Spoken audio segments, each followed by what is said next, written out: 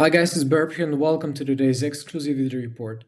And today, briefly, I'm going to introduce the, more detailed analysis for Bitcoin price action for Bitcoin USD spot price on Bitstamp exchange, as I always do in the form of a top-down analysis, kicking it off with a weekly chart. So here we go.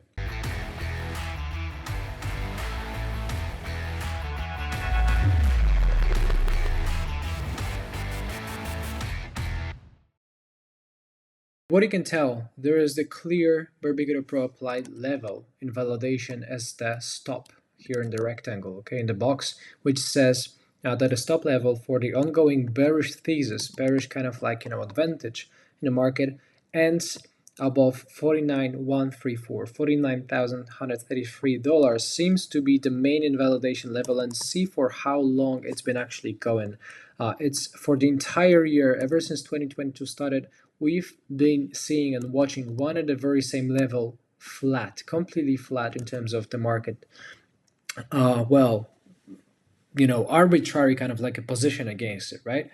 Ever since the break-in, in earlier this year, and actually at the close of last year, we were watching the bearish advantage kind of like, starts to take over. Bitcoin has been remaining in this some sort of like consolidative movement. It's slightly upsloping, in the form of some perhaps ascending channel.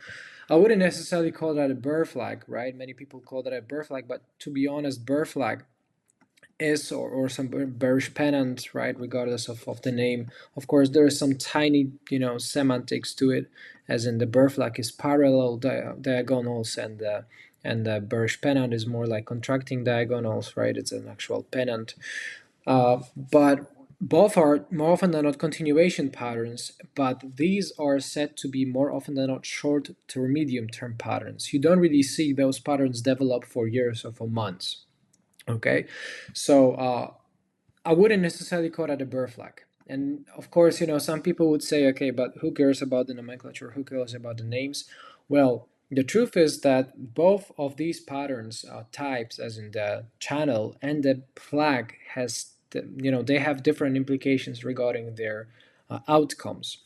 More often than not, the flags are known as half-mast patterns, half-mast formations, typically because, well, whenever they happen mid the trend, right? They occur mid the trend. So let's say there's downwards trend, downwards oriented movement in the price action, and then you see this local market taking, market situation with sellers taking a breath on the way down, right? I mean, you see markets kind of like slightly upsloping, amid the sellers taking profit and kind of like covering their shorts, with success, right? With profits, because the market was heading downside, and because of that, these kind of like shorts closed, give a little bit of upward space to rebuild, a little bit of the price action to the upside. But again, it is clearly downwards oriented trajectory, so the market is not really strong enough to push upwards and follow through.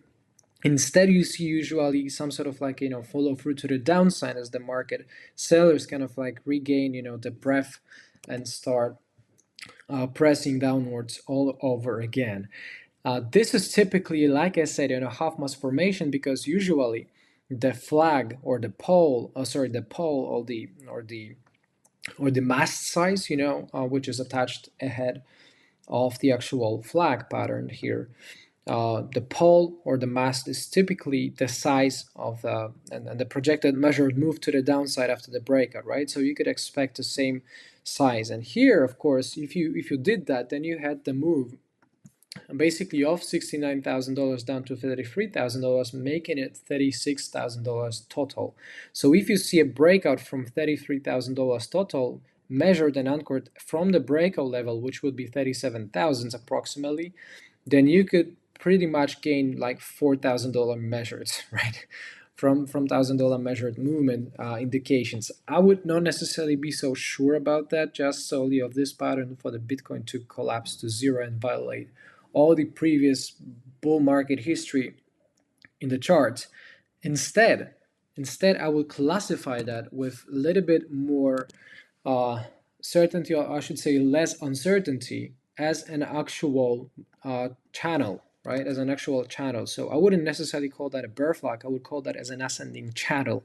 And this implication is a little bit different, as the ascending channel is a base relying pattern, right? You have the chart pattern base, which is basically the size, the width or the bandwidth or the size between the high and the low of the ant, right? So you can tell and deduct, well, then there is some 33,000 down all the way up to 45, 46,000, which classifies that as a $12,000 movement, right? $12,000, $13,000 movement as the potential kind of like size of a breakout if it actually happens, right? So if the pattern actually breaks down to the downside, then the implications are a little bit smoother, as a 7 or 13,000 breakout to the downside actually gets you somewhere in the mid 20,000 area. So if anything, this outcome would be way more probable than falling off towards like $4,000. This is my take, right? Of course, the chart never tells you the future as it will come. It's not a crystal ball. You cannot predict the future with 100% certainty. Instead, it tells you and it teaches you in terms of some potential moves based on the previous historical records, right? But it does definitely not guarantee any future performance. On the contrarian basis here, on the other hand, you can watch how flat the market has been remaining in terms of the main level that needs to be broken, and it hasn't been broken just yet throughout the year so far. This tells you how reluctant the market was to go and follow through to the upside, despite watching some local highs and lows being made in an ascending sequence. This tells me again that from the long-term perspective, there has been little to no change whatsoever over the course of past several months to the Bitcoin overall outcome, or the structure, if you will.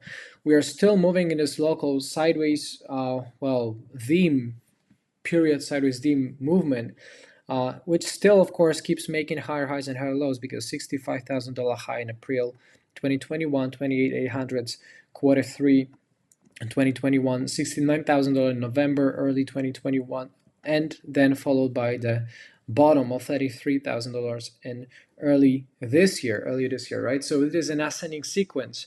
So if anything, this is classified as an upwards trend and not a bear market, right? But the momentum basis tells you rather that it's super flat, like 200-day moving average is almost practically flat.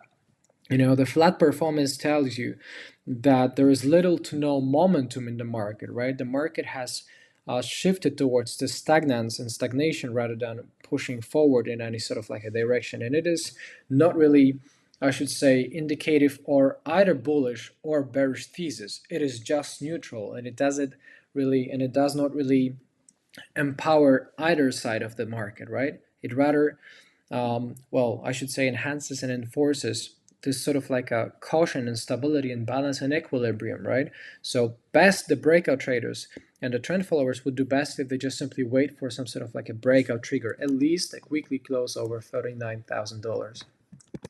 Other than this, if we go towards like a 3 daily chart, which is slightly different, of course, I don't really practice that much of a 3 daily chart, just like I would with the weekly chart, but this is just giving you a short kind of like a tip that the market is somewhat bullish, okay, somewhat more bullish because of this breakout that we had over towards like $48,000 or above, and the market right now is clearly at the 3-day main support level, as in the invalidation stop from the current time for trailer for the 3-day chart tells you the main level of support that must not be broken for the bulls to survive is at 38,065. 38,065 is the main 3 daily level that, if you see this level fail to defend Bitcoin price action and you see an actual 3 daily close below that in an ugly manner, like a big sell-off, and then this means the bearish thesis continues.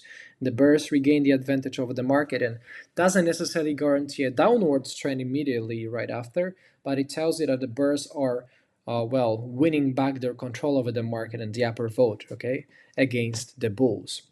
So the 3-day resistance is, of course, the grayish box here, compiled of the VWAP and the price action. So volume based and the price action based region of resistances that needs to be reclaimed effectively at around $46,000. Well, out of question, we need a successful 3-day close over it, best over $46,000 or even $48,000, in order to build back an upwards momentum, right? To build back this perseverance and persistence to the upside. Other than this and otherwise, we are kind of like doomed to see and observe this directionless movement full of noise, full of chaos, and lacking the trend and the direction, right? This definitely does not support any sort of like directional traders, the trend followers, as the market keeps moving in noisy oscillations of quite a chop, of quite an amount of fake signals and fake triggers. So this doesn't definitely encourage any sort of like a trading environment that would be safe, that would call safe. I'm definitely pausing. I've been pausing on my trades and exposure over the course of the past several months, and so far it's not changed at all.